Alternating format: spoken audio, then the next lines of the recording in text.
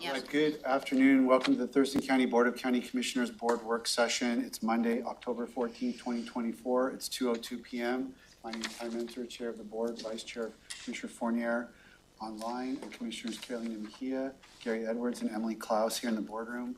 County Manager Leonard Hernandez, Assistant County Manager Robin Campbell, and Josh Cummings. We have public virtual attendance available on the Thurston County YouTube channel. We have 2.5 hours to cover three items. First is a budget presentation from the tourism promotion area. We have staff from Experience Olympia and beyond to do that. Anything before we pass the baton, County Manager?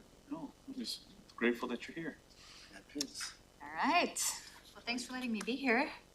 You want me to go ahead and hop into it? So what we're going to do today is I know it's very fascinating, but we are going to do a 2024 mid-year budget adjustment proposal, and then also a proposal for our 2025 budget. So important to note is, If you roll. all right, why we do this in the first place. For us, timing is really challenging. There are a whole host of things that take place that affect the timing of our ability to put a budget together. We really have timing issues when it comes to our TPA collections, and I will give you more details about each of these. Also, any lodging tax awards that we will be awarded, and then private funding. And those are kind of our big fiscal buckets. Just a little bit of a refresher course about TPA. TPA stands for Tourism Promotion Area. We have an interlocal agreement that services a few of the communities in Thurston County. I think this is important for folks to note. Not every community within Thurston County is covered in the interlocal agreement. Olympia, Lacey, Tumwater, and Yelm are included in that. Thurston County serves as our fiscal agent, and what happens is a property deemed as a qualifying property per the RCWs that govern those funds. If that property has a minimum of 40 rooms, it's in one of the communities in the represented in our interlocal agreement. And they are not a tax exempt property. So properties that are over 50% tribally owned are not collecting and passing through the assessments. They collect those funds from the previous month. They send them on to Department of Revenue. Department of Revenue then sends them on to you guys, and then you pass them on to us. When that happens, it takes about 3 months. So we're always 3 months behind. So you can see how that might be a little challenging when you're setting a budget. Another thing that I think is important to note on the TPA is just how it is being an assessment that is very different than a tax. The industry that benefits from those funds that are collected got together and said, we think the work that you are going to do with these funds is going to replenish our property. So it's an industry-led solution, which is a rare thing when you're thinking about how organizations' work is funded out there. A lot of organizations are purely relying on general fund support, and over 60% of our budget comes from industry assessments, which I think is pretty cool and unusual. I talked about this, that it does take about 3 months for us to get information, or for us to understand what our collections are. Another important factor, again, as to why we have to do this mid-year adjustment, is if somebody isn't paying, you guys are not able to tell us that. And poor Robin had to deal with me, like, emailing her, calling her for like 2 years going, Robin, can you tell us, like, because we do reverse engineer. We look at our occupancy rate. We look at the number of rooms booked. We look at our demand, and we could never get it to align and track with what it should be. But then she very politely let me know, like, Annette, we literally cannot share that information. And she was very patient and kind. So thank you.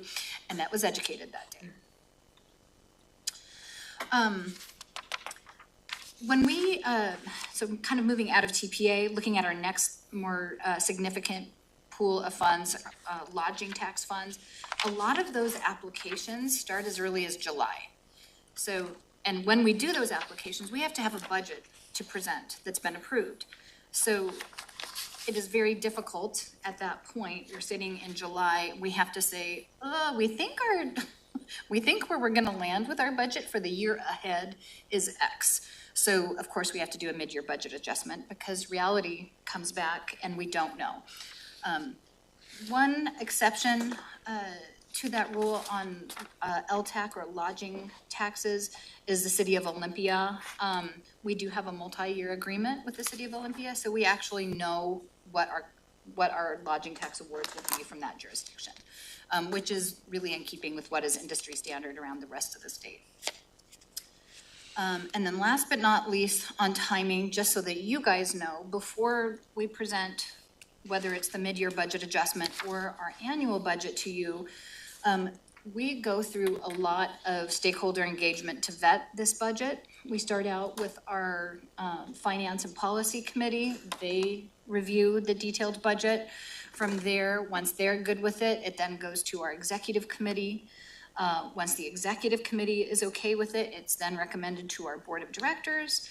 Once they approve it, it goes from the Board of Directors to our TPA Commission, also known as the Hotel Motel Commission. County staff does sit on that committee as well, or that board. And from there, once it's approved by them, it comes to you. So you're the end of the line. So going back to where we were this time of year in 2024, these are the goals that we set, which was for across the board 15% improvements on all marketing KPIs and 5% improvement on all sales-related KPIs. We also were, at that point, we were still running our CTA program, which we are not any longer. We had a goal of having 90 trained CTAs. You will notice that we're gonna keep our KPIs exactly the same, even though we've changed some of the things that we're doing. So is that all tracking? Go ahead and, yep. Can you just take a question? Yeah, absolutely, please ask away. So I know what the CTA program is. Mm-hmm. You're using a lot of acronyms, but I know that that is. Certified Tourism Ambassador I Program. don't know that I knew that it was discontinued, and I guess, can you walk us through that? Sure. We discontinued that this year after really a pretty substantial amount of time evaluating the program. The purpose of the Certified Tourism Ambassador Program is to leverage your local front-end workers to act as an ambassador to help guide folks throughout the destination, which in and of itself, I think is a great program, or it's a great idea to have. However, we had a couple things that made us really need to reevaluate. Number one being, whenever we're using TPA funds or lodging taxes, I need to be able to prove that I'm putting people into those hotel rooms and regenerating lodging tax revenue. And that program is mainly hitting people that are already in market. So it's right off, does that make sense? It's right off the bat, it's not meeting the intended use for both of those funding pools. We do have private funds, but those private funds are really earmarked for things we really cannot use those public funds for. So, and we were really running out of access to those private funds. I still really like the idea of an ambassador program. So we're not averse to bringing an ambassador program back. However, that program was a licensed program that kind of our terms with them are that we would not immediately move into something they determined would be competitive. They are a very litigious company that's actively engaged in more than one lawsuit for people that have changed their ambassador program. So we're gonna let the dust settle on that a little bit and kind of use this year as a time to kind of figure out what the community would like to see And then we're gonna try to formulate another path forward. Go ahead. Just as a follow-up on Sure. that, right? I'm wondering, out of the people who did the CTA program, myself included, how many people actually kept up with, because one of the things that I realized, it's like an ongoing, like you have to pay a fee to be recertified every year. I let mine expire, I think, after the second or third year. And I didn't continue with it because I wasn't in the correct marketplace to keep. So I'm wondering, out of everyone who did the CTA program, I know Leadership Thurston included a part as their curriculum. How many have actually kept up with it, and are there still people who? There are still people so I'm trying to think of the best way there's a couple answers in there. So there are still people that are actively using their CTA certification and engaging with the platform. That said, our ability to see people renew annually was very low. Would you agree with that, since you were tracking that? 110 for this year out of like 400 and some ever. Yeah. When we looked at the program as a revenue and cost center, and it was never meant to be a moneymaker, first of all, but it did need to at least be revenue neutral. We don't want to be losing money. It was a very costly program, and we were not able to customize it in any way. It had to be very predetermined. Things that make sense in Olympia don't necessarily make sense in Grand Mount, or they may not. We need to be able to be flexible, and that program would not allow us to be flexible. So my hope was we had to make, first of all, a tough decision, because people either loved CTA or they really didn't love CTA. There was never like a middle ground. But my hope was to figure out how could we serve the community in this way, and then figure out a way to do it that has more equity based in it. It's not fair, I don't think, for somebody to have to pay $45 when if we're asking them to be our community ambassador, I want people to just be able to participate as a community ambassador. Not everybody's employer is gonna pay that. There just were a lot of things about it that, from a purely business standpoint, we're not tracking.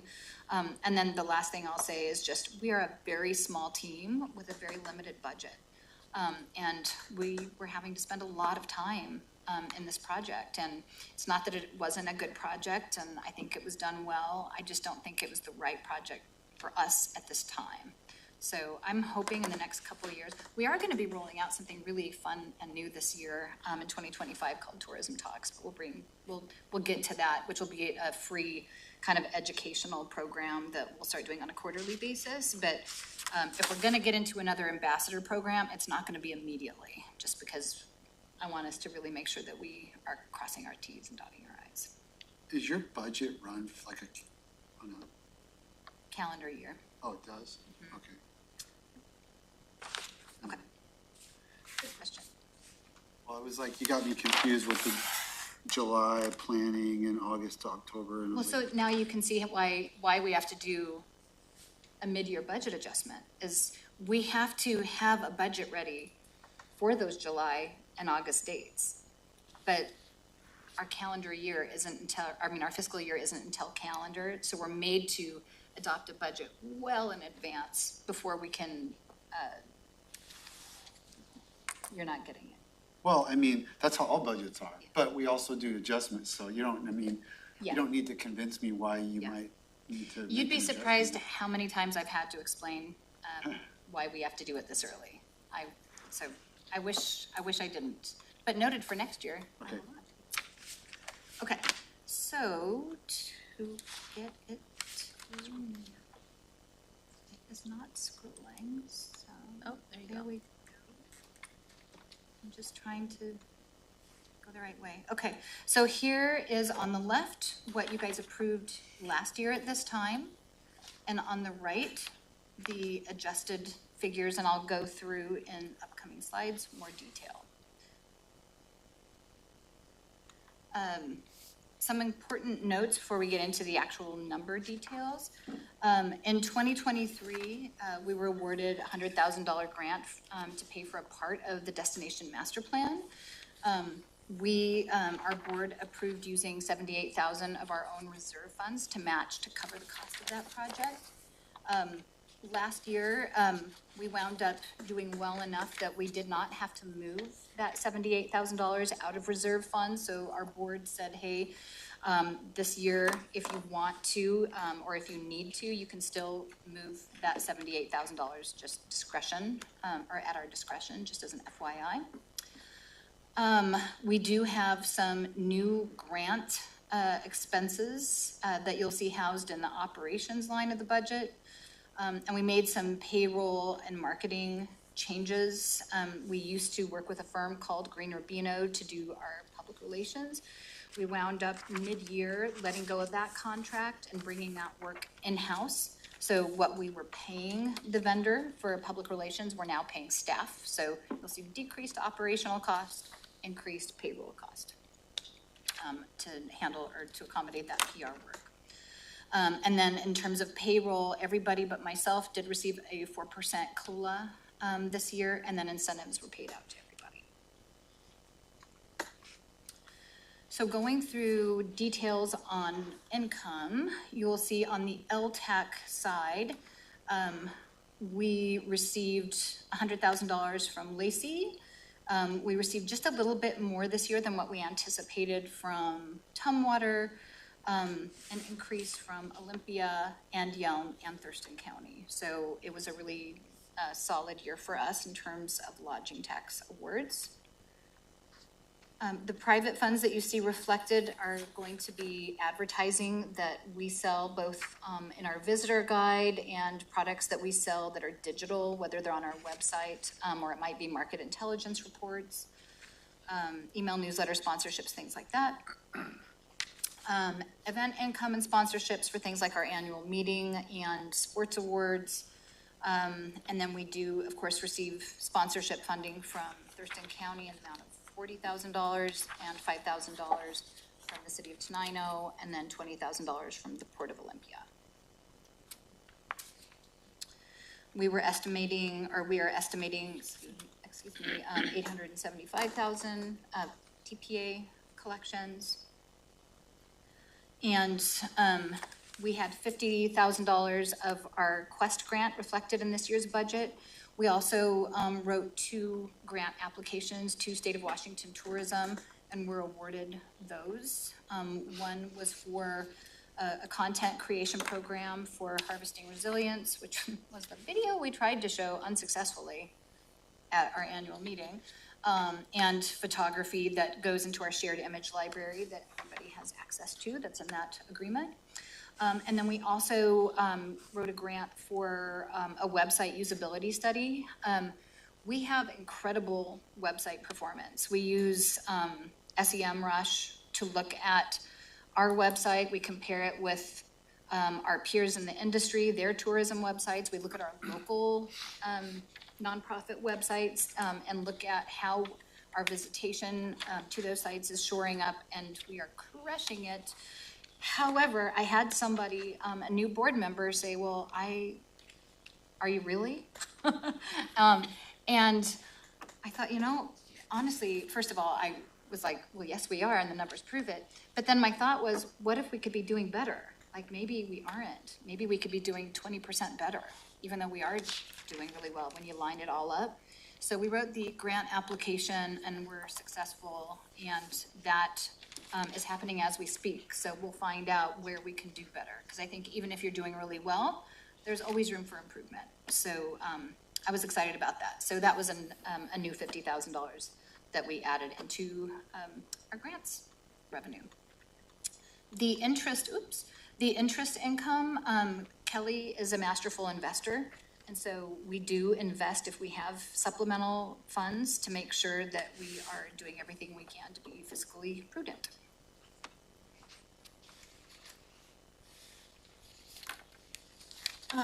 In terms of our marketing strategy and that budget amount, our philosophy is going to remain the same as it has been since I've been here. We are not going to be making any marketing decisions based on whims or feelings or thoughts that we cannot back with data and this drives some people absolutely crazy, but if our budget is over 80% rooted in TPA and or lodging taxes, then I'm going to make sure we can always draw a dotted line to why we are doing what we're doing.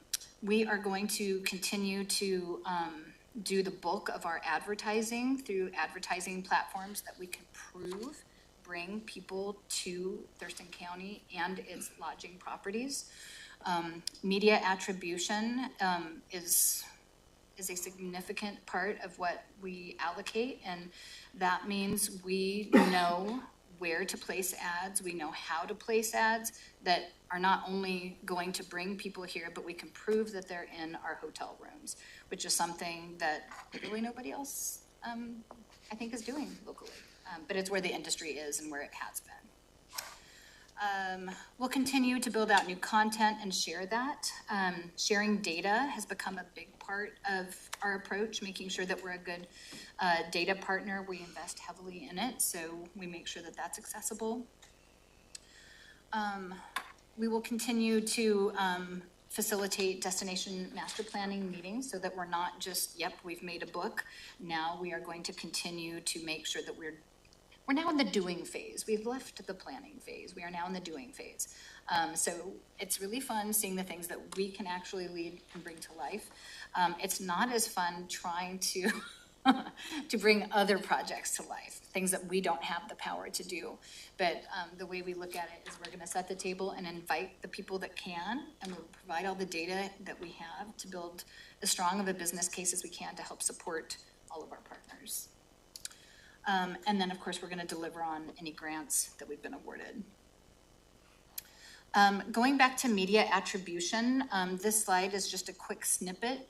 It will show you, as of the time that we ran this, we had invested $22,000 in digital programmatic display advertising. This is the kind of advertising I'm talking about where we can prove what our return on investment is. At the time that we ran this, we had generated over $49 million of economic impact in Thurston County. And we can also report on our economic impact per hotel. So when we look at our hotel properties, we've generated over $58,000 visits seen in hotels from people who've received our ads. So we now know what the algorithm is, that if we put in $1, we know what it's going to take to get to the goals that we want. So, which is a pretty exciting time. Gosh darn, this is a squirrely mouse. When it comes to sales, this year has been a really transitional year for us in the sales department. We are really, we have been doing a deep audit of all of our sales processes, looking at the trade shows that we've gone to, trying to make sure we can map where we've done well and where we've not, so that we're very ROI focused. And we're really excited about some of the changes that are underway. This is just a slide that shows who's working in our office and what our personnel expenses are. And what our benefits package is. Just some important notes.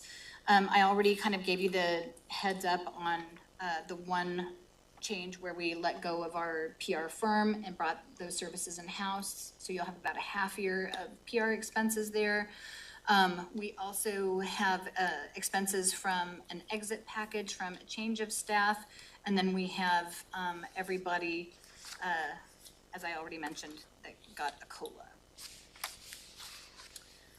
Operations expenses, nothing surprising here. Project management software tools, anything you would expect for a DMO. Anybody doing advertising work, we have Adobe Creative Suite. Things that you would assume, Zoom licenses, Hootsuite for social media. We did have our destination master plan expenses are in this line item. So in 2025, those will not be there. So you'll see a significant change. What's a DMO? Destination Marketing and Management Organization. Yep. Any convention and visitor bureau or visitor and convention bureau is considered a DMO. Sometimes in the industry, they like to get confusing, however, and sometimes they're called DMMOs, which is marketing and management. fair question. This is what it costs us to administer the TPA. And this is just your refresher on changes in the adjustment. So there are a lot of like specific things you just went over, but bottom line is the adjustment is like, it looks like $43,000 in income, like netted out. It's not too significant. Now we go to 2025. So our goals are gonna look a little bit different this year. We haven't presented flat goals before, and there are a couple reasons for that. On the marketing side, there are some really significant things happening algorithm this year that are affecting DMO websites. They're also affecting basically any, what they consider non-mainstream media, in effort to cut down on what Google determines to be clickbait sites. Which love that. But what it's had the effect of is it has wildly decreased visitation to influencer sites, blogger sites, a lot of the kind of websites that feed into things like websites that we've advertised on in the past. We've not seen a huge hit in our website visitation, but most DMOs have. So I think it's a matter of time. We've done a lot of research this year in trying to beat that. We've learned some of the best practices that we're actually gonna share this year at our, these new quarterly educational opportunities, so that small businesses can learn about that as well. But I don't think we're gonna decrease, but I don't know that we're gonna keep growing at the clip that we have when we're kind of fighting an uphill battle. So that's why we're saying website visitation to be flat. We can control social media audience anymore. It's kind of ridiculous, but it's all a function of how much money you put into it. You can grow audience by pushing cash at your social media audience. It's just a matter of how much do you want to spend. So we can control that. Earned media placements and PR impressions are going to be tied to those algorithmic issues. So again, we're gonna dodge and weave with it, but I don't think we're gonna decrease because we're working hard at it, but I will be surprised if we're seeing growth in those this year. On the sales front, we are, to be completely honest, as a destination, we are struggling to have bookable spaces when it comes to group for meetings and for sports. Our sports facilities are very significantly booked, and they're very significantly booked with local community sports, which of course they should be, but it does make it really hard for us to find things that we can book. I truly hope that our community continues to build out meeting space and sports facilities, and somebody give me sports facilities with a lid on them for the rainy season. Just putting that out there into the universe. We also, on the sales side, as I mentioned in the 2024 presentation, we are also really looking at how we go about our sales process and trying to ask ourselves, are we doing it the most efficient and the most effective way? So we're bringing some new tools into the process this year that we'll talk about in a little bit more detail that I think is going to be helpful. But I'm anticipating that we are going to be like much of the industry and have a flat year.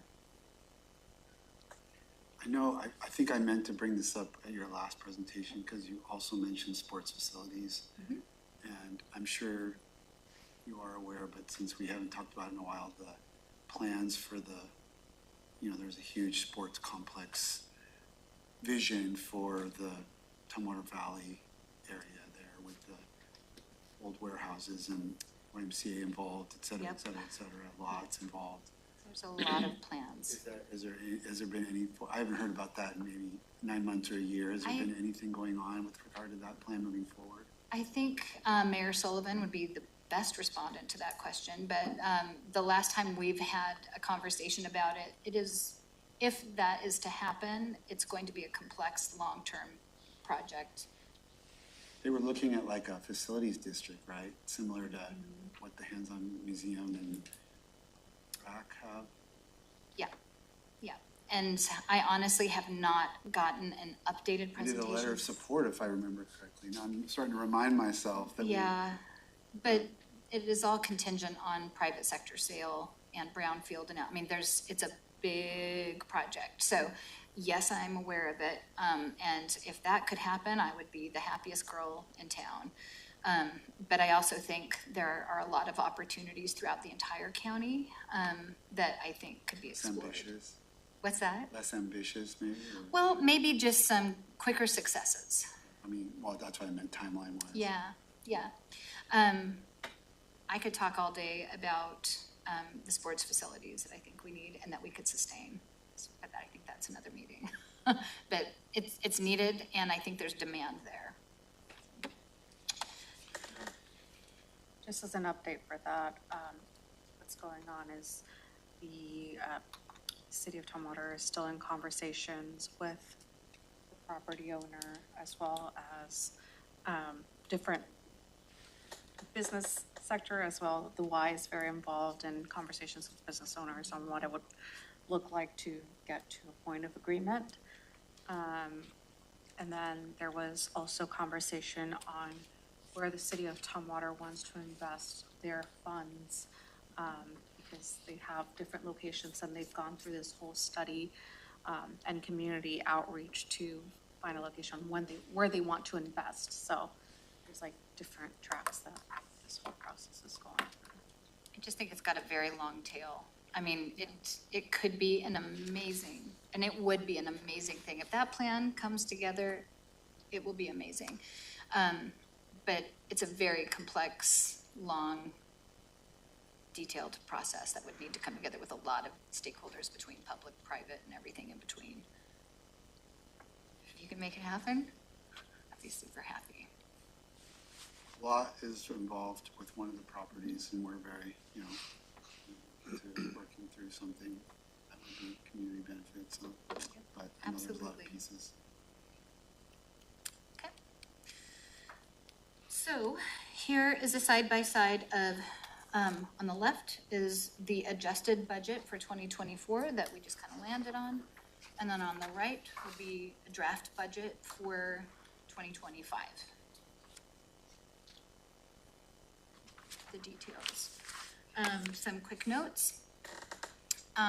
We will see, so on lodging taxes, also known as LTAC, Lodging Tax Advisory Committee is what that stands for. I just realized I am terrible about acronyms, so I was gonna spell say, those out. there are so many acronyms in this PowerPoint that aren't spelled out.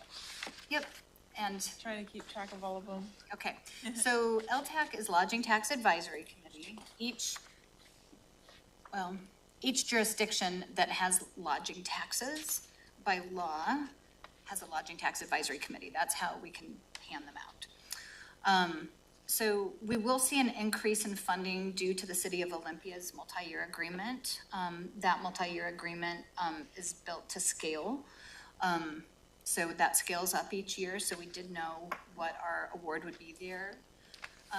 We will see a decrease from Thurston County because we understand that it would be preferred that we not apply for those funds this year. On the grants side, the Quest and State of Washington tourism grants that were housed in our operations line for 2024 will be done, so those will not be there.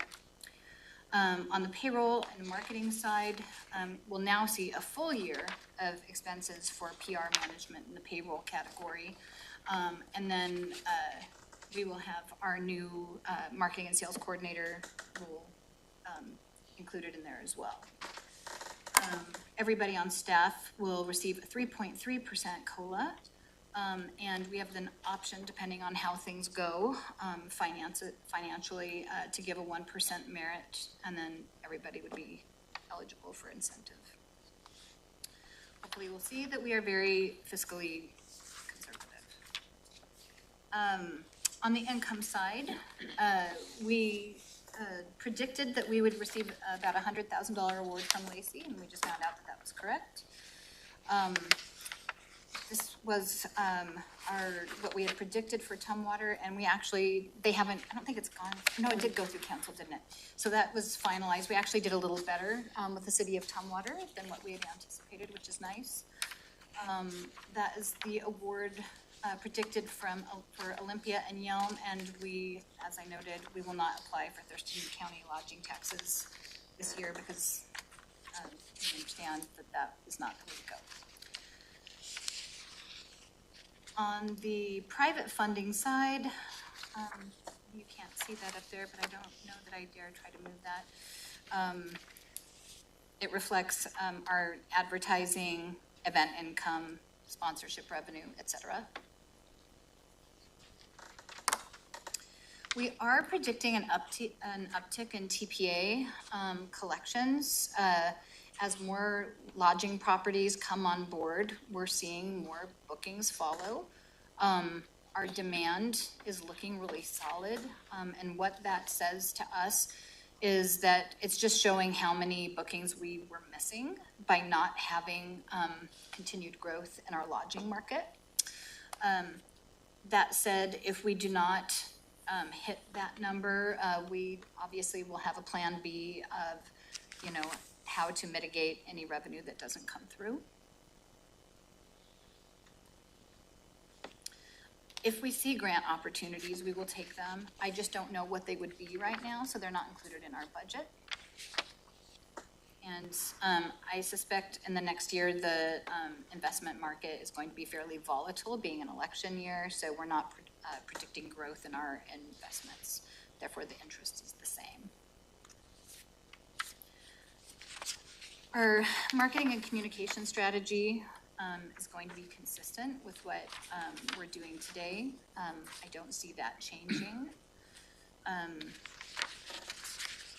Pretty much the same approach as this year. We are going to be investing more into our sales, so investing more into sponsorships and bid fees for sports. Even if we don't have a tremendous amount of availability in our facilities, we know that providing sponsorships and bid fees can help us be more competitive. We also are going to be bringing on board a new tool called the Sports Tourism Index, which is kind of, if you can imagine, a digital speed dating tool for sports event planners and sports facilities. So if you're a sports event planner, you log into this tool and you'll say, I want a soccer field, I want X, Y, and Z, it needs to serve this amount of people, it needs to have these kind of amenities, this amount of seating, then they should be able to see our facilities in that database and provide another point of connectivity for booking our facilities. Same benefits package, same folks on our team. Operational expenses, you'll notice a big decrease. That's because you won't have the Destination Master Plan grant expenses included. We are anticipating an increase perhaps in TPA administration just because we haven't had one for a while. Seems ripe for an increase. And here is your just recap. Any questions? Just a clarifying question. How is the administrative fee for the TPA calculated? I will let you answer that, Kelly, since you would administer it. I find out every February when we get our ACH payment. I don't know how the county decides. It's the county's decision. It's their administrative fee. Yeah, it's one of those things that we just don't know until it happens. It's ours, not yours. Correct. Gotcha. I'm sorry. But, yeah, I we thought have- it was something that That you we have to were. account for it. So we just kind of hope for the best and plan for the worst. Thank you. Yeah, I think it's a flat percentage. You said something about you're not gonna put in for our funds. Yes. What was that about? So I know when I was here doing this presentation previously, the board had said, why aren't you applying for county funds? You should apply for county funds. But then we did apply for county LTAC, and our appointed commissioner was very opposed to that, and recommended that we not be funded. And to be honest, it had a tremendous amount of issues attached with it. So with, that I just don't want to, if the county commissioners don't want us applying for those funds, I don't want to apply for them. Because it's just, we need to be in alignment, and. Why not? I guess, I'm just curious, I guess I don't- everybody isn't here, but why not? I don't know. You know the answer? Wayne knows the answer? He's got his hand up? I don't know how to make it. Yeah, I can talk to that. Okay, So my issue was that we have a contract with the EOB, and the contract says nothing in that we pay. I'm just pulling this out of the air. It was something like 50,000-60,000 a year to the EOB, and it doesn't say what the county receives. But then we have another like MOU or contract to Experience Olympia that says Experience Olympia will manage the agritourism overlay district, but there's no money involved with that one. It just says that you guys will do that. And then Experience Olympia went to a grant process and asked for funds to pay for the service that was already agreed you would provide to us, which was manage the agritourism overlay district. So there was just multiple layers of issues that just I want to work out, and it's that there's a contract with no deliverables, then there's a contract that has deliverables, and then there was money being asked for a service that we were already in contract to receive. And so what I'd prefer to do is have a stable source of funding going to the Experience Olympia in a contract, and then have deliverables within that contract. And then Experience Olympia wouldn't be in a situation where they don't know if they're going to get money through a grant process, but they do know that they're going to get money from the county in a contract. So I'd rather we know what you want and us fund what you want, and you can set your watch to that. And to me, that makes more sense. so can I respond to that? Just for clarification, we don't have a contract for $50,000 or $60,000 with the county. We have a sponsorship agreement for $40,000. And I would love. Okay, so that's a sponsorship agreement. That's semantics to me, but you know what I'm talking. You understand what I'm talking about. So, well, I guess I don't. Yeah. Yeah. What does that mean, sponsorship? So I think, so we don't have the ability to determine what our contract is. We have always been told, this is our sponsorship for general tourism work. And that was just kind of how it was, and we found out when we found out.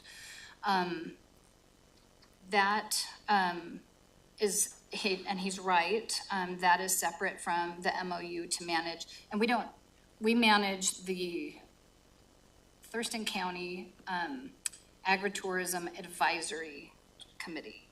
So our MOU is to administer those committee meetings and to manage the marketing of the Thurston Bountiful Byway. I don't think it was ever understood by us. I mean, we didn't apply for Thurston County LTAC's funding just because we didn't think that we could. But then when we presented here, I left the meeting, I felt like this board had said, you really should, you're eligible for these funds. You should be able to, if all the other jurisdictions are funding, you should be able to apply here. So that is why we did apply for those funds. For a specific purpose, or? Yeah, and so when we did apply for the Thurston County LTAC funds, it wasn't to do the same work that we were already doing. We asked our advisory committee, what kind of work would you like to see us do? And they said X, Y, and Z. We didn't have money in the budget for it, so we're like, cool, we'll apply to get a new scope of work that we don't have funds to do, that the advisory committee said they would like us to do. I can see where Commissioner Fournier is coming from, but I think it's just maybe not understanding. It wasn't to do the same work that we were doing. We were trying to do what I thought the commissioners wanted us to do and come up with new projects that were recommended by the group. But that's, Excuse me. I mean, I don't think that I'm not, this is a little awkward right now, in my opinion, but I don't think that I misunderstand. You know, I was at the presentations, and I don't think you're doing anything wrong. My preference is that the things that we need Experience Olympia to do, and the things that you want to do, I want to see help. I want to help get those funds, and I don't, you know, it shouldn't be like in my opinion, you shouldn't be pitted against other competing interests, right? If there's important work that we need you to do, and I think that your organization does that, that should be captured in a contract so that we can make sure that that funding is guaranteed to you and not, you know, competed in through a grant process. And then if I personally would love to revisit if it's a, I don't know what the word you weren't calling it a contract, it was a sponsorship. There's really very little kind of ability that the county has to influence the work of the EOB, because I don't believe we have any membership on your board of directors. Like every or most other jurisdictions have some type of involvement on the board of directors, but the county's not represented there. If we were to revisit this sponsorship agreement, or AKA contract, I would be advocating that it is saying there somewhere that a representative from the county would be included in your governing board. so can I respond to that? So that's unfortunately not accurate. The county is represented on the TPA board. And we don't have a problem with the county being on the board. We were just never told until that public meeting that you wanted to be on the board. So if the county wants to be on both the TPA board and our board, we don't have any problem with that. And if the county would prefer to update what you guys have always called our sponsorship agreement and call it a contract, we don't have a problem with that. It's just we don't determine that. You guys do. Yeah, it sounds like, and being a new county manager, I think I can still play that card. It's an opportunity for maybe Annette and I to get up to speed on some of these components so that we can orchestrate coming back to the board and getting direction from the full board on a couple of these components. I think I would benefit from getting some more information from you, Ned, and Sure. it sounds like you could benefit from getting some clarity from the board, and we can also work with Commissioner Fournier's office to understand what some of his thoughts were and flush that out.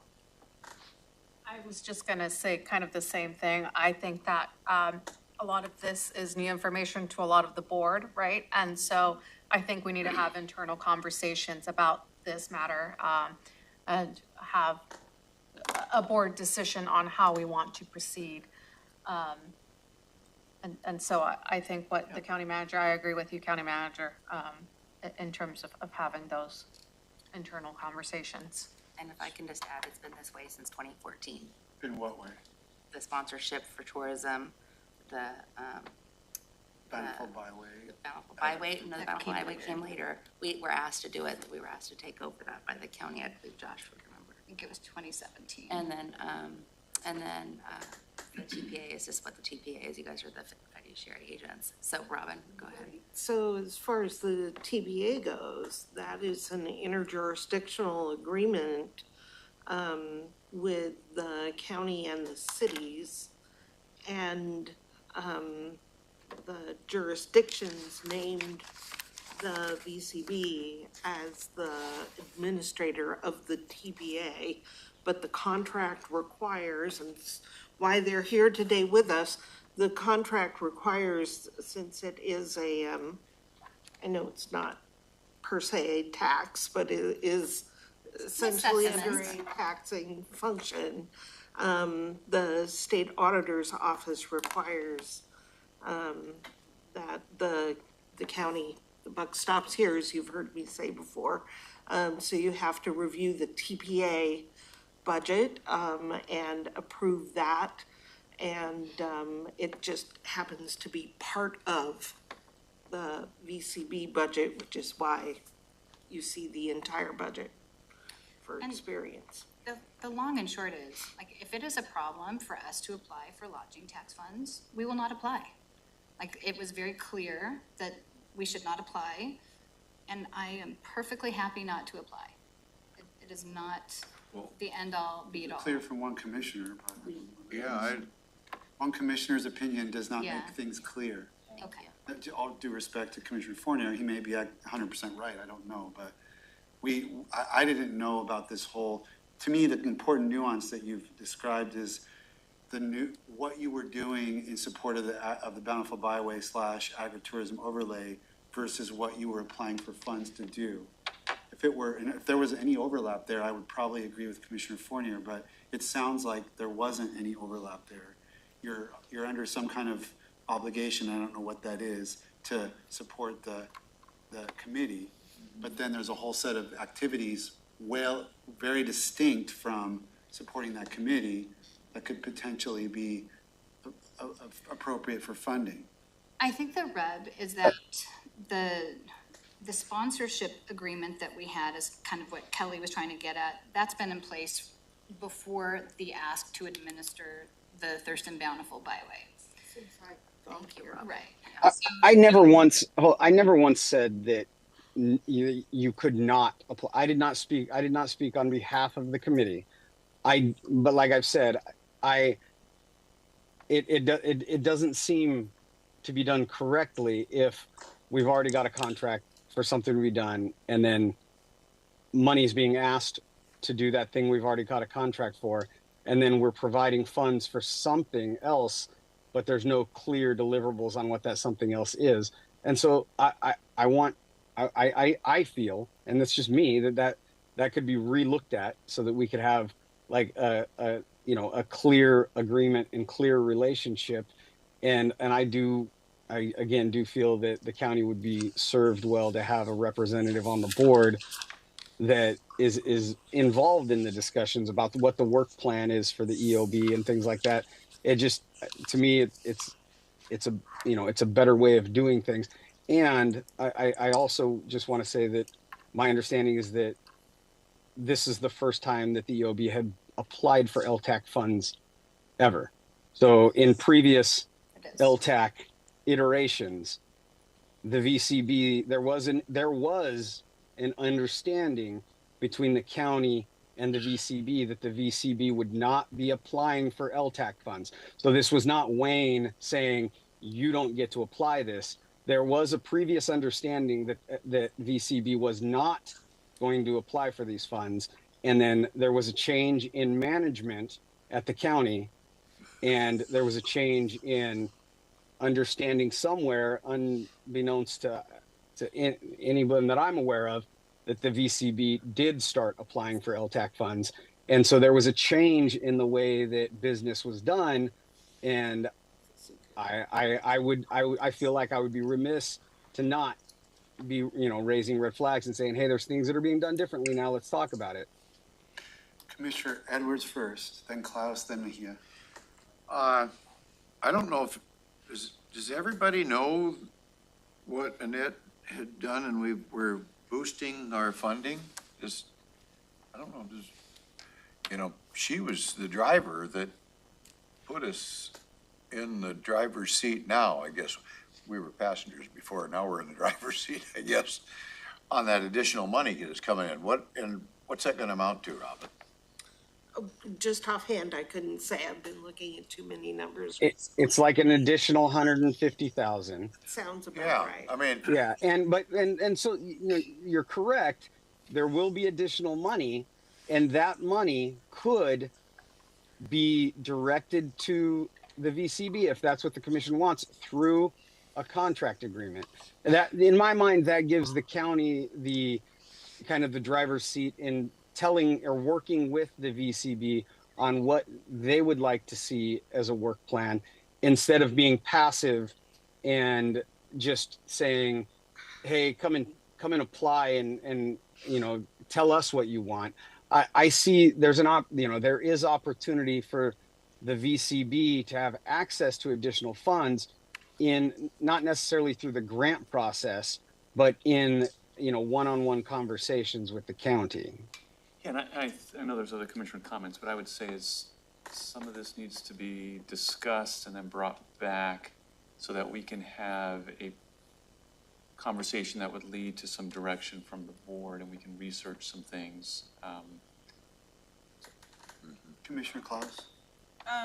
That sounds good, what the county manager is saying. My question was, for Commissioner Fournier, did you ever bring any of this up during our external reports on external boards so that we could review the sponsorship agreement? Is that something that we have in past agendas or email that I could look at? Because I've never heard of the sponsorship agreement. I'm just wondering if we have access or if this has been brought to our attention before that I'm not remembering. We can get you a copy. Sponsorship agreement is something that's already in place. We can get you a copy of that. But is that what you're asking? Yeah, I'm just wondering, is this the kind of thing that would be reported to us during our external reports that we have every week? The committee reports. Is this not something that if we Are you asking me? Yeah, I guess I'm asking you or just the board in general, process wise, is that? Yeah. Okay. I mean, I feel that, and and I've brought up some of this in some of my reports. It may not, it may not have been something as I was talking to it where anybody's really picked up on when it would be an issue or when decision points would come up. I've met with Annette and we've met and talked about this. I've met with the county manager and we've talked about this. But it doesn't really become a bigger issue until there's more money, potential for more money with the passing of this additional LTAC funds in my mind. And I think Commissioner Fournier, I do remember you bringing this up. It's been a while, but I do remember you flagging this when it came up. I don't think I quite understood it as well as I'm starting to understand it today. And I think on the LTAC funds, the increase, I know Jenica's doing some research on process for that, and so we look to bring that back to the board when it's ready. Commissioner Fournier has brought up the idea of the sponsorship agreement, and could that be an agreement that has some performance measures? I think Jenica has spoken to Annette about that, and there's been openness to that. So I think what's happening right now is there's some conversations that are maturing, but they're all kind of coming to an intersection, and we'll look to identify offline how to bring all those conversations and synthesize them in a comeback that's separate from, and that's good and nicely outlined presentation on the budget. Is the sponsorship agreement are we all just pitching in to help support? Is it just the county? I'm sorry, can you say that one more time? Are you getting sponsorship from Olympia, Tumwater, Yelm? So we receive lodging tax funding from all of those jurisdictions.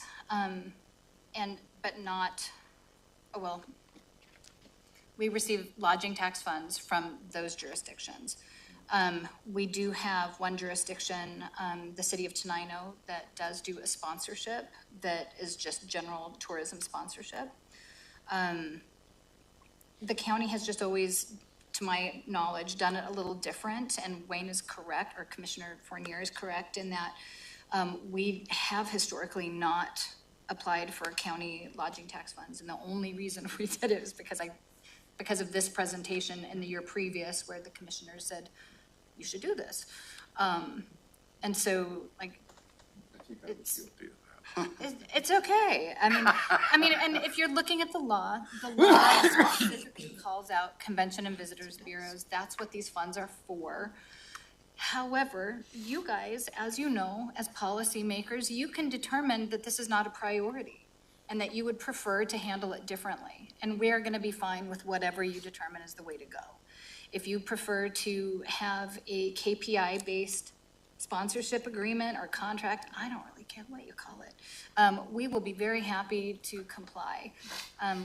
All of our work is KPI driven. We report on a monthly scorecard and we publish on our website all of our performance measures every single month, so you can see exactly what we're doing.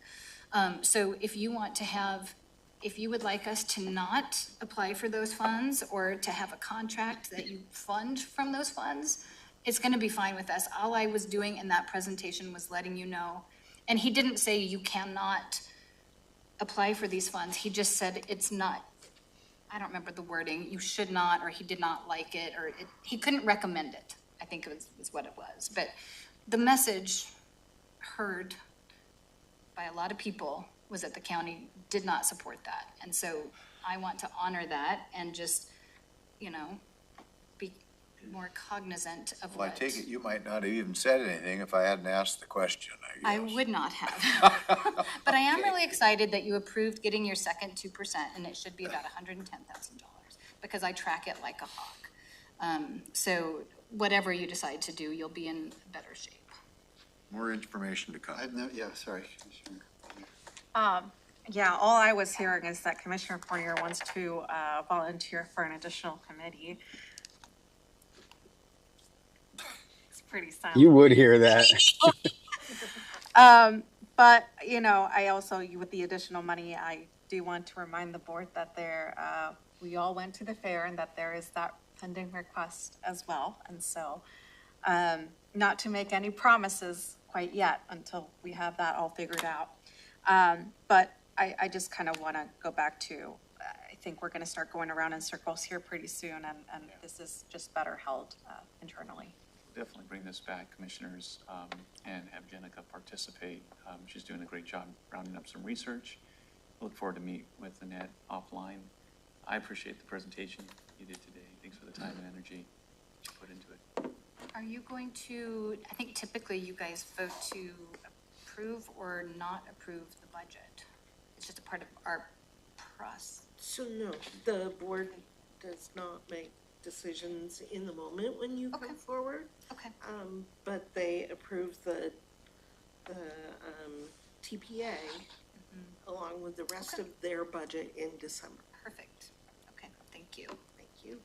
Having not myself ever sat on any of these committees as any of my assignments, I think it was my third year at least on the board before I could figure out VCB, TPA, EOB, LTAC.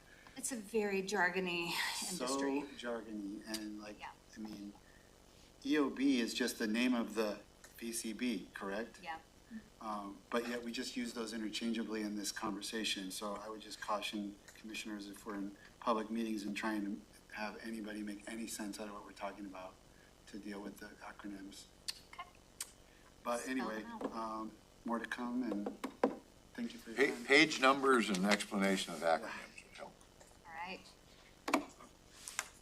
Well, Okay. just to leave it on a positive note, I want to say thank you for putting this together. It was really well organized. I know kind of at the end, conversation didn't stay organized as much, but this was really nicely put together. I agree with the page number part, but like, thank you for presenting all the information in a clear way. I know when we met, back when I was first elected, we went over some of this stuff and it was so complex. Like the work that you're doing behind the scenes is really complicated.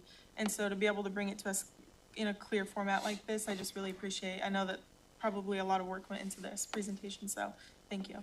Thank you. Happy to be here. I appreciate the opportunity. Thanks, guys. Thank you.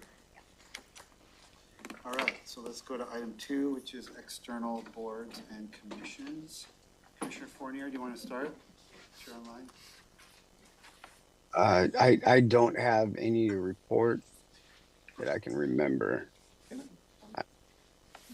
Answer something that does have a part to play with Commissioner Fournier's role in this current situation with JAZCOM. The assistant city manager from Lacey, Shannon, works to support Sarah as their admin fiscal component as well as the JAZCOM staff. But they let us know that the assessment is coming in higher for next year in 2025 than anticipated, at roughly about 14.7%. We reported about 2 weeks ago that it was anywhere from 8 to 10%. And she updated me, partly because of that conversation. I requested that we have an understanding of the increased costs, because 8 to 10% I thought was high. And she came back and mentioned that it's now tracking at 14.7%. That dollar amount, just for your understanding, is about 138,000, almost 139,000 increase. But what is more, I think, important for us to know is that currently JASCOM is offsetting the assessments to the jurisdictions with money from their reserves on the general side and then on the medical side. And so what they told us in short is that over the next few years, as they back off their contribution to the reserves, that our assessment is going to go up. And so for some comparables, they mentioned that if they had not put in some of the reserves, or I'm sorry, if we had not received the field rebate in 2024, that our amount, rather than 942,000, would have been in the ballpark of about 1,067,000. And as they kind of costed out what would happen if we lost the general reserve and medical reserve, it just systematically goes up. Without the general reserve, it goes up to 1.178. And then without the general or medical reserve, it goes up to 1.27. So the message is that our costs, what we're paying, are being offset. Our costs could be as high as 1.2, close to 1.3 million going forward. So that's something that probably would have waited to bring that forward, but as we're building our budget, we don't have an increase for JASCOM built into the current numbers you saw. So that would be what they're looking to pass on to us right now is just under 140,000. So it'd be what, 1,004,000? Or 1,040,000 or something? Yeah, the new assessment would be, a million. 81, yeah, 1,081,000. 1,081,000. Yeah, that's with the added 140. So Which we don't have. that's information that they're going to be, I think, talking about on their meeting tonight. I suggested that Sarah and Shannon, which they're absolutely willing to do, come and have conversation with me and some of the commissioners about cost increase, because this was news for me. I'm glad that Shannon presented this. I was really appreciative for giving me a bit of a background, because I did not know that their costs were being offset by reserve amounts.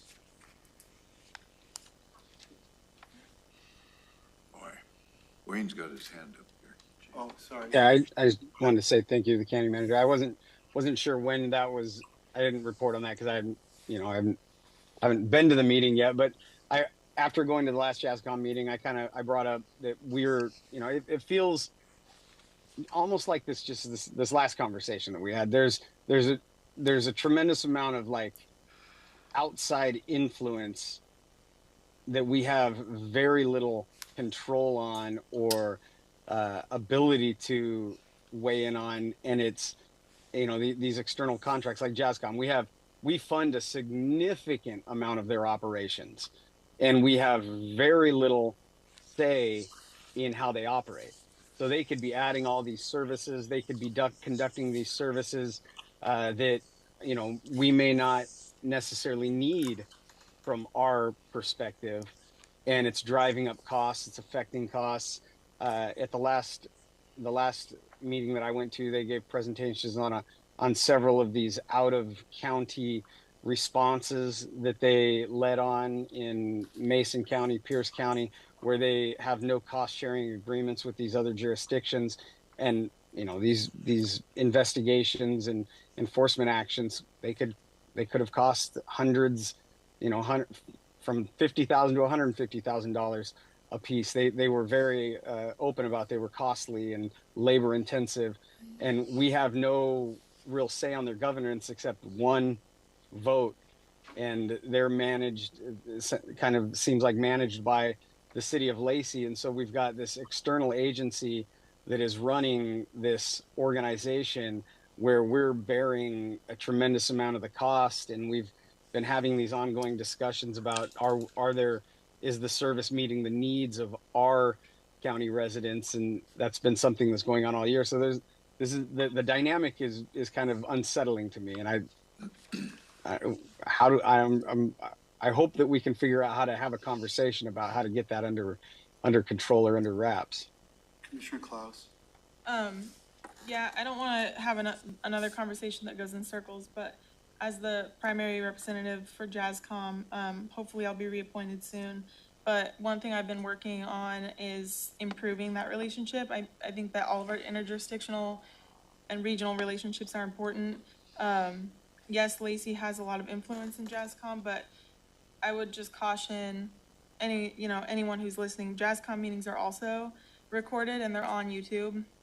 And the outside of the county instances were like emergency responses where they were authorized to respond because it was like, I can't remember, there were a couple that were just totally egregious, like cockfighting, chicken fighting, like cases. There have been some really big ones. There have been like, I don't know, you'd have to watch the meetings. I wish I could remember off the top of my head, but those aren't happening often. So to report on them as if that's taking up a significant amount of their services or resources, I think is just a little bit, I would just caution people on that and encourage folks to like watch the meetings if you're curious, but yeah. I'm not saying emergencies aren't important, but we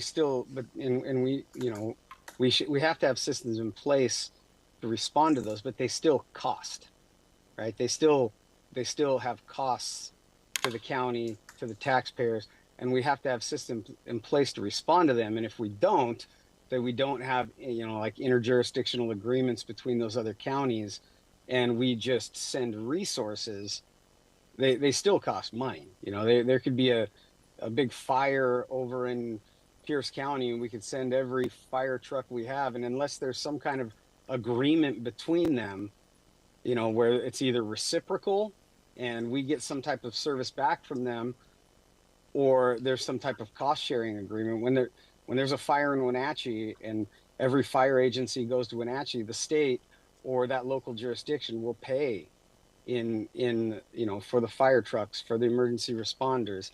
So it's kind of an equity thing where, yes, the cockfighting is horrible, but you've got to have some type of agreement where that other adjacent county is paying for the enforcement actions and not Thurston County. I have a question. The reserve issue. Yeah. So you're saying that right now the assessment is artificially low because they've been pulling from reserve and they're going to stop pulling from reserve. So that's why we've seen 15% rather than 8 or 5 or 8 or 10.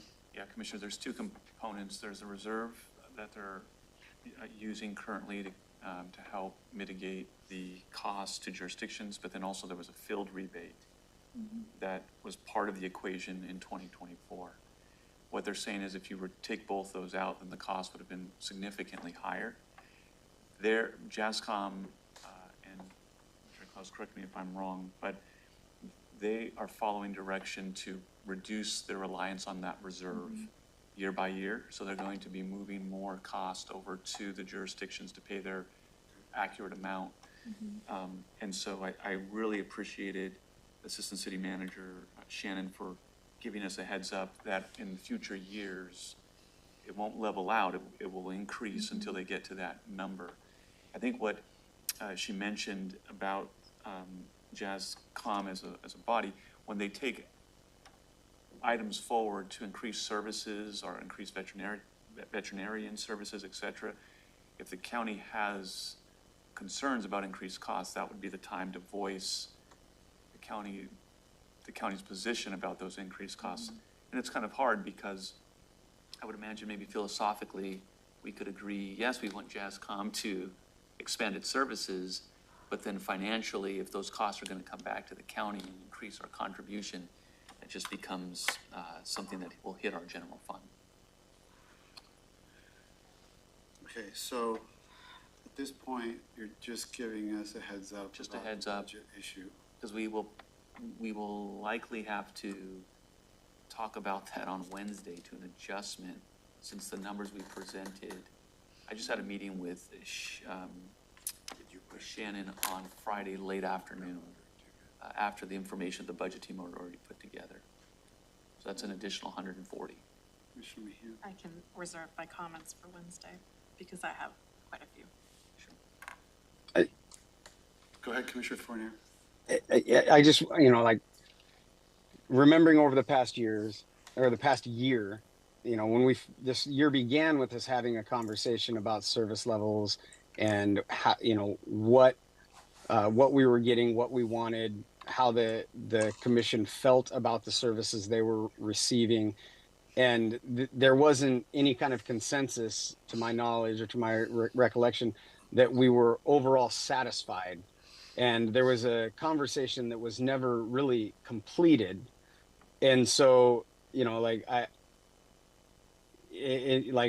I'm having a hard time reconciling with we're being told that the costs are increasing when we never finished a conversation about the satisfaction or the specifics on the services we were already receiving. And I believe that we've been conveying that to Jazzcom, or at least we did early on. So it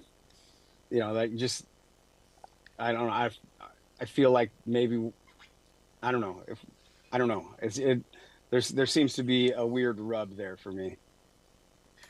I have to kind of chuckle because Commissioner Klaus mentioned board conversations that go in circles, and in my 6 years on the board, there's no conversation that has gone in as many circles as the Jazzcom one, followed second by Salary Commission. But I mean, if you just want to talk about a board conversation that has just gone around and gotten us absolutely nowhere, it's this Jazzcom issue. So anyway, Commissioner Klaus. Yeah, and I just want to say, because of that, it's been really difficult. Like, I've worked with the county manager, with Jazzcom, to kind of wrap my head around like why the conversation always goes in circles. And this kind of just is an example of like my prolonged, pause from being on these external boards is going to start causing communication lapses. So I just want to kind of put that out there because, yeah, being reappointed would be much appreciated. However, we're talking about it right now. There's no lapse in communication right now. Yeah, I'm talking about the past year and switching for a prolonged period of time. This is going to be your second, I think, Jazzcom meeting tonight, or third.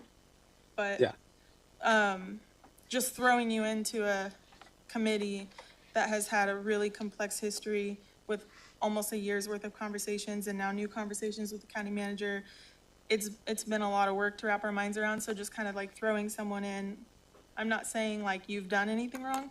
I'm saying like you're thrown into a committee that's really complicated and now it's prolonged, and there are just conversations that have happened that maybe you weren't in the room for because you weren't, representing the board on those committees. So yeah, I didn't choose to be thrown into it. That's just the way it is. And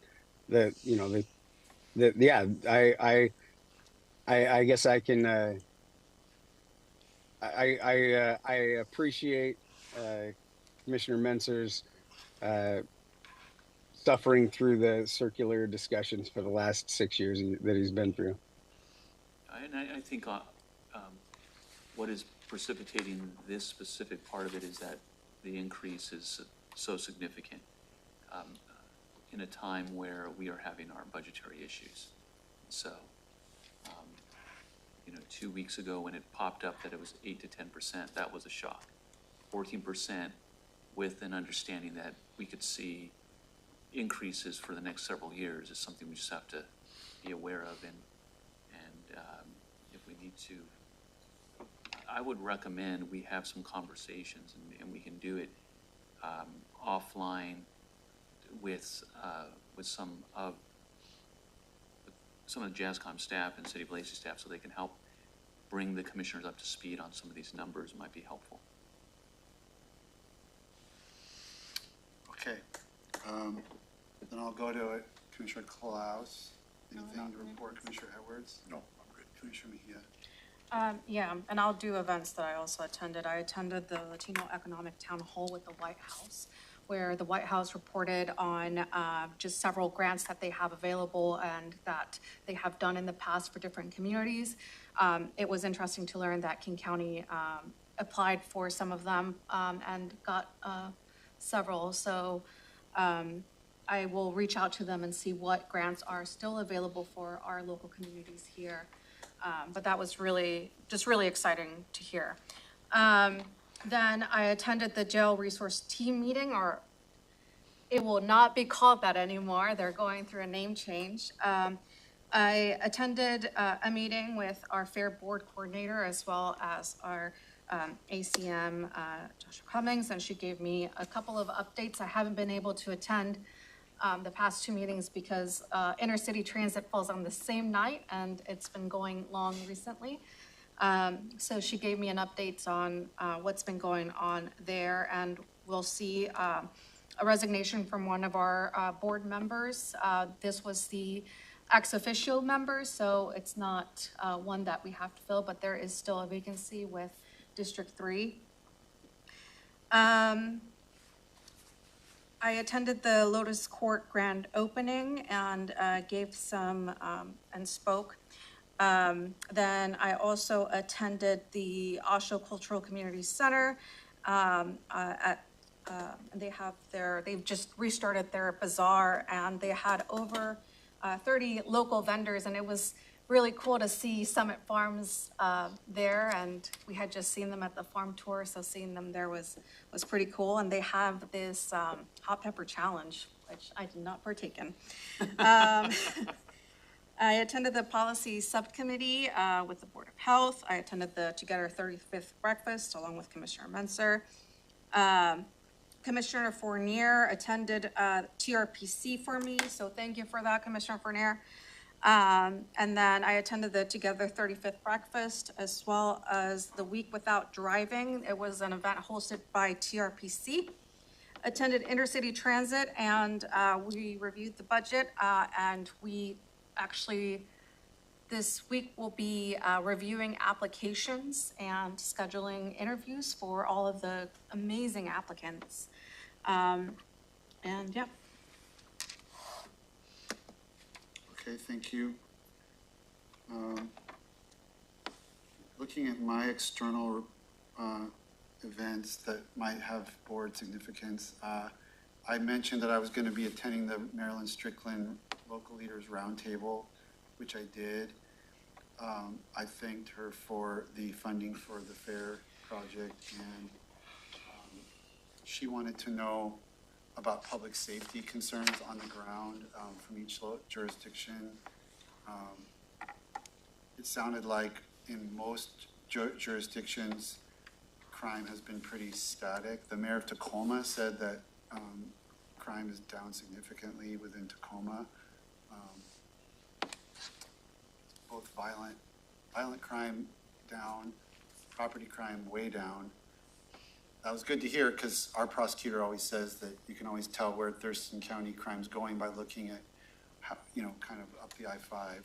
So if those trends are coming favorable, I reported what the sheriff had conveyed to us, that we'd seen an uptick in a couple of different categories, our DUI crashes and whatnot. Commissioner Mejia asked me to ask about the priority area for projects, and Congresswoman Strickland said housing is going to be her main focus. All kinds of housing, not just low-income housing, but just projects that will increase the number of units of housing of all sorts and types would be things that she would be interested in for next year. So, Commissioner Mejia wants to delve deeper into that. I had a chance to plant some daffodils over at McLean or Ralph Monroe and Trail with Bob Barnes, and Ralph Monroe himself was able to be there. I was like, how's he doing there?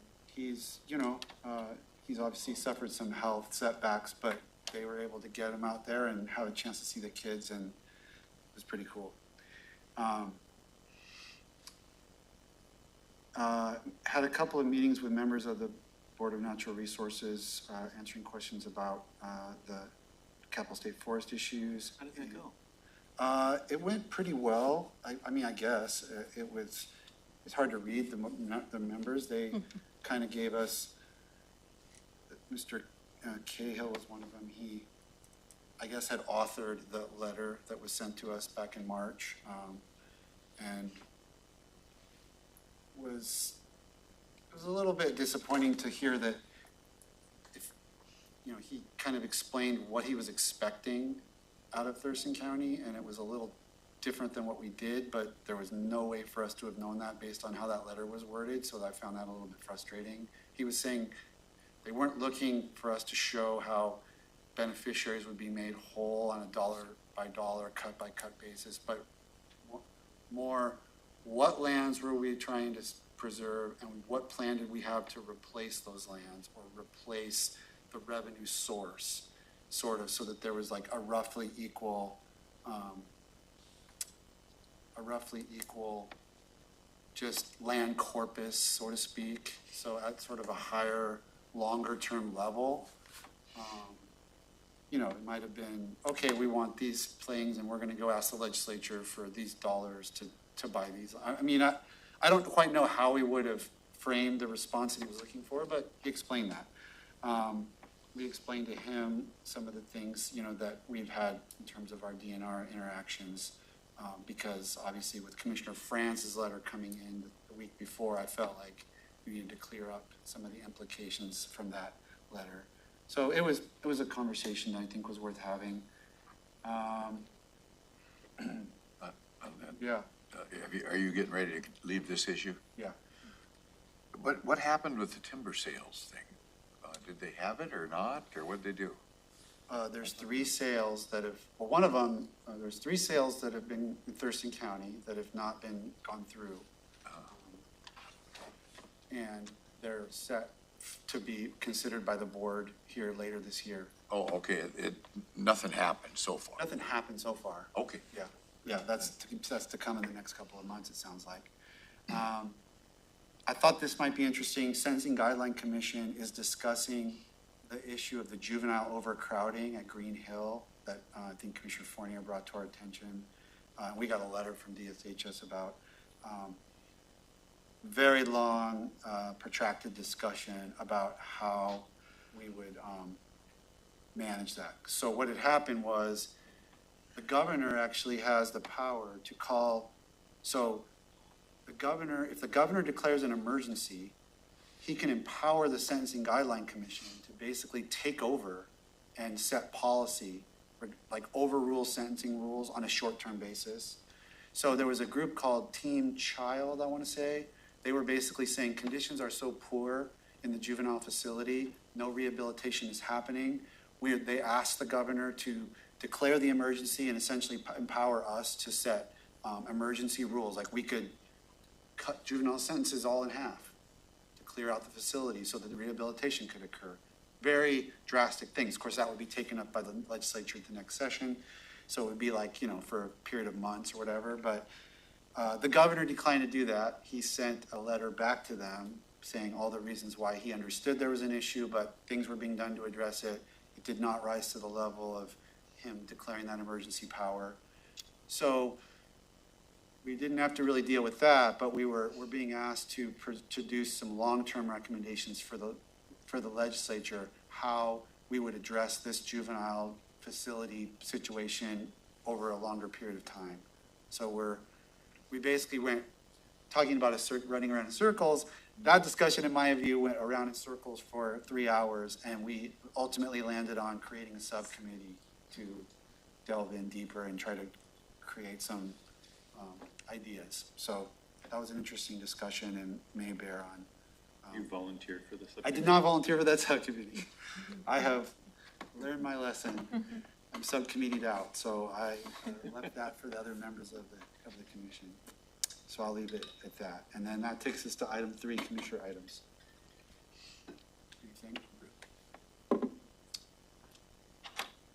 Racial equity, you want to do that meeting too? Save that, okay. Commissioner Mejia and I had a meeting with the chair of our racial equity committee and got some input, so at some point we'll be sharing that with the board. So if there's nothing else, Commissioner Fournier, any commissioner item?